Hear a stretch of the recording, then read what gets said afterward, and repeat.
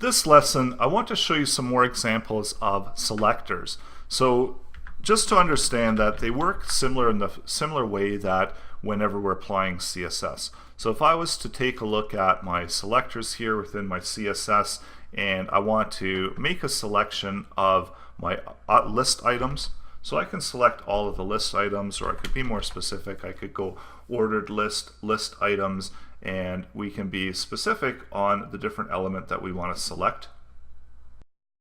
So let's say, for instance, we only want to select that first element there with the first list item, and we want to apply maybe a background color to it.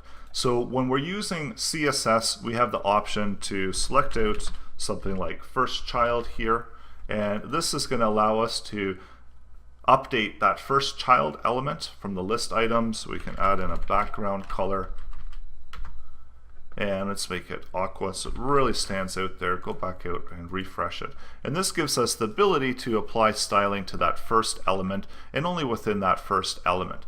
And we can do something very similar with jQuery. So let's say, for instance, we've got our jQuery open here and we want to select out that first child. So this is really easy to do with jQuery because we can do it within the same way as we've done doing our other selectors.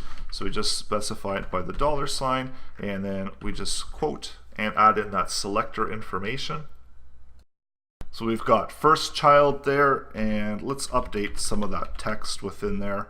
So